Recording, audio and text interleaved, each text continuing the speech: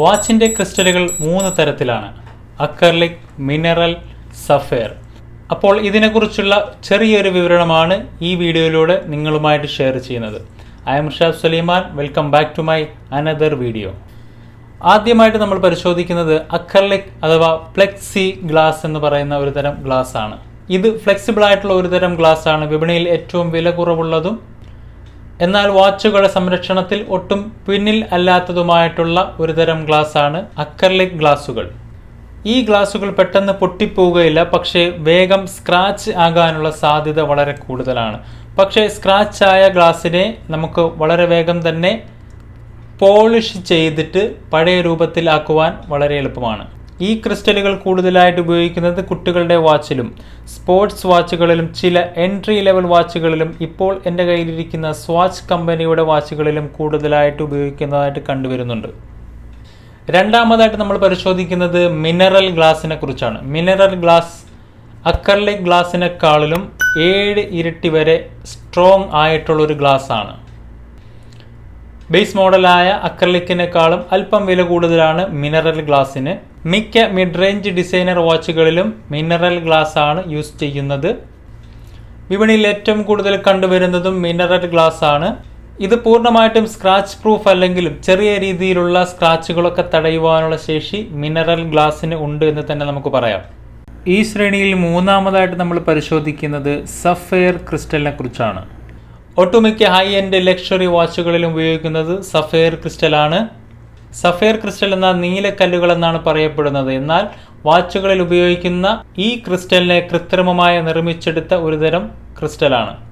ഈ ഗ്ലാസ് നിർമ്മിക്കുന്നത് crystalline aluminium ഓക്സൈഡിൽ നിന്നുമാണ്.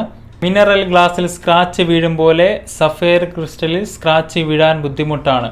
എന്നാൽ സ്ക്രാച്ച് വീഴ്ത്തണമെന്ന ഉദ്ദേശത്തോടു കൂടി എന്തെങ്കിലും ഹാർഡായിട്ടുള്ള വസ്തു ഉപയോഗിച്ച് ശക്തമായിട്ട് ഉരസിയാൽ അതിൽ ഉറപ്പായിട്ടും സ്ക്രാച്ച് വീഴാനുള്ള സാധ്യത വളരെ കൂടുതലാണ്. അക്രലിക് ഗ്ലാസിൻ്റെ കാഠിന്യം 3-ഉം മിനറൽ ഗ്ലാസിൻ്റേത് 5 to 6 വരെയും എന്നാൽ സഫയർ ക്രിസ്റ്റലിൻ്റേത് 8 to 9 വരെയുമാണ്. അതായത് ഒരു ഡയമണ്ടിൻ്റെ കാഠിന്യത്തിൻ്റെ അത്ര തന്നെയാണ് ഒരു സഫയർ ക്രിസ്റ്റലിൻ്റെ കാഠിന്യം വരുന്നത്. വീഡിയോ കൺക്ലൂഡ് ചെയ്യുന്നതിന് മുന്നേ നമുക്ക് ആദ്യം പറഞ്ഞ അക്രലിക് ക്രിസ്റ്റലിൻ്റെ കാഠിന്യം എത്രയുണ്ടെന്നൊന്ന് പരിശോധിക്കാം. വീഡിയോയിൽ കാണുന്നത് പോലെ ചെറിയൊരു നൈഫ് കൊണ്ട് വരയുമ്പോൾ തന്നെ അത് വളരെ ഡീപ്പായിട്ടുള്ളൊരു സ്ക്രാച്ചിലേക്ക് മാറുന്നതായിട്ട് കാണുവാൻ സാധിക്കും. അപ്പോൾ നമുക്ക് മനസ്സിലായി ഒരു ചെറിയ സ്ക്രാച്ച് പോലും ഏൽക്കുവാനുള്ള ശേഷി അക്രലിക് ക്രിസ്റ്റലുകൾക്കില്ല. പക്ഷേ ഒരു വാച്ചിൻ്റെ ഡയലിനെ പ്രൊട്ടക്റ്റ് ചെയ്യുവാൻ ആവശ്യമായ സുരക്ഷ ഈ ക്രിസ്റ്റലിന് നൽകുവാൻ സാധിക്കും. പക്ഷേ ഇതിന് ശേഷം നമ്മളൊരു പോളിഷ് മെഷീനിൽ വെച്ചിട്ട് പോളിഷ് ചെയ്ത് കഴിഞ്ഞാൽ ഈ സ്ക്രാച്ചസ് എല്ലാം മാറി കിട്ടുന്നതുമായിരിക്കും. അടുത്തതായിട്ട് നമുക്കൊരു മിനറൽ ഗ്ലാസിൻ്റെയും ഒരു സഫയർ ഗ്ലാസിൻ്റെയും സ്ക്രാച്ച് ടെസ്റ്റ് ഒന്ന് പരിശോധിച്ച് നോക്കാം. ഇപ്പോൾ ഞാൻ സ്ക്രാച്ച് ചെയ്യുന്നത് ഒരു മിനറൽ ഗ്ലാസ് ആണ്. മിനറൽ ഗ്ലാസ് സ്ക്രാച്ച് ചെയ്യുമ്പോൾ വളരെ ഹാർഡായിട്ട് തോന്നുകയും ഒരു പ്രത്യേകം സൗണ്ട് വരുന്നതായിട്ട് നമുക്ക് കാണുവാൻ സാധിക്കും. ഒപ്പം തന്നെ അതിൽ നിരവധി സ്ക്രാച്ച് വീണതായിട്ടും കാണാം. ഇത് വീഡിയോയിൽ വ്യക്തമാണോ എന്ന് അറിയില്ല. അടുത്തതായിട്ട് നമുക്കൊരു സഫയർ ക്രിസ്റ്റൽ ഒന്ന് സ്ക്രാച്ച് ചെയ്ത് നോക്കാം. സഫയർ ഗ്ലാസ് സ്ക്രാച്ച് ചെയ്യുമ്പോൾ നമുക്ക് മിനറൽ ഗ്ലാസ്സിൽ അനുഭവപ്പെട്ടതുപോലെയുള്ള വലിയ ശബ്ദമോ അല്ലെങ്കിൽ വലിയ ഒരു ഹാർഡ്നെസ്സോ ഒന്നും സഫയർ ഗ്ലാസ്സിൽ കാണുവാൻ സാധിക്കുന്നില്ല. ഇനി ഇതിന് പുറമെ 1-2 ടെസ്റ്റ് കൂടി നമുക്ക് നടത്തേണ്ടതുണ്ട്. അതിനുവേണ്ടി ഞാൻ എടുത്തിരിക്കുന്ന ഒരു മിനറൽ ഗ്ലാസും ഒരു സഫയർ ക്രിസ്റ്റലുമാണ്. സഫയർ ക്രിസ്റ്റൽ കേസിൽ അറ്റാച്ച് ചെയ്തിട്ടുണ്ട്. ഗ്ലാസ് പൊട്ടി വന്ന ഒരു വാച്ചായിരുന്നു അത്. അപ്പോൾ അത് പുതിയ ഗ്ലാസ് ഫിക്സ് ചെയ്ത് വെച്ചിരിക്കുകയാണ്. അത് ക്ലീനിങ് ഒന്നും കഴിഞ്ഞിട്ടില്ല, അതുകൊണ്ടാണ് അതിൻ്റെ ഉള്ളിൽ ഗ്ലൂ കാണുന്നത്. അപ്പോൾ നമ്മളിനി ചെയ്യാൻ പോകുന്നത് ഒരു വാട്ടർ ടെസ്റ്റാണ്. വാട്ടർ ടെസ്റ്റ് എന്ന് പറയുമ്പോൾ നമ്മൾ മിനറൽ ഗ്ലാസ്സിലാണെങ്കിൽ വാട്ടർ ഡ്രോപ്പ് വീണ് കഴിഞ്ഞാൽ അത് പടർന്ന് പിടിക്കുന്നതായിട്ട് കാണാൻ സാധിക്കും. അതേസമയം നമ്മൾ ഒരു സഫയർ ക്രിസ്റ്റലിലാണെങ്കിൽ നോക്കുക. ഇതിപ്പോൾ ഒരു സഫയർ ക്രിസ്റ്റലിലേക്ക് ഞാൻ ഒരു ഡ്രോപ്പ് ഒഴിക്കുകയാണ്. സഫയർ ക്രിസ്റ്റലിലേക്ക് ഒരു ഡ്രോപ്പ് ഒഴിക്കുമ്പോൾ അത് നമ്മുടെ നാട്ടിൻപുറങ്ങളിലൊക്കെ പറയുന്നത് പോലെ ചേമ്പിലയിൽ വെള്ളം വീഴുന്നത് പോലെ അതിങ്ങനെ തെന്നി മാറുന്നതായിട്ടായിരിക്കും കാണാൻ സാധിക്കുക.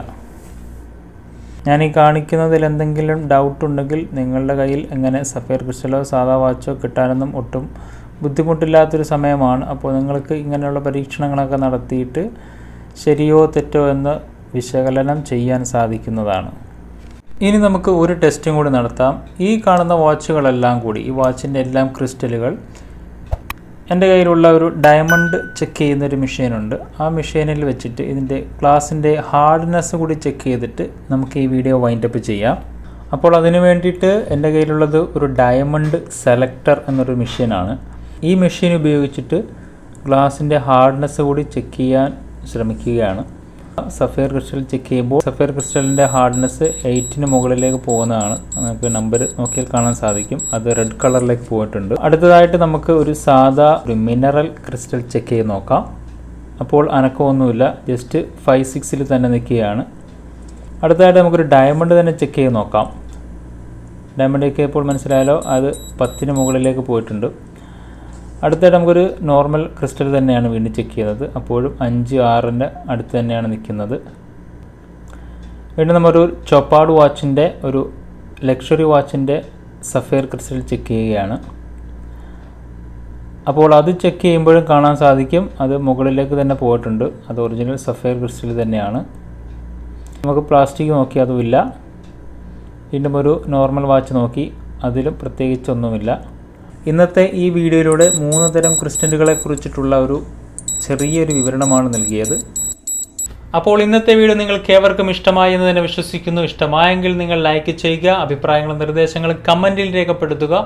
നിങ്ങൾക്ക് ഇഷ്ടമായ ഈ വിഷയം നിങ്ങൾ മറ്റുള്ളവർക്ക് കൂടി ഷെയർ ചെയ്ത് കൊടുത്തിട്ട് യൂട്യൂബ് ചാനൽ നിങ്ങൾ പരമാവധി പ്രോത്സാഹിപ്പിക്കുക. അപ്പോൾ കൂടുതൽ പുതുമയുള്ളതും വ്യത്യസ്തവുമായിട്ടുള്ള മറ്റൊരു വീഡിയോയിൽ കാണുന്നതുവരേക്കും ഗുഡ് ബൈ.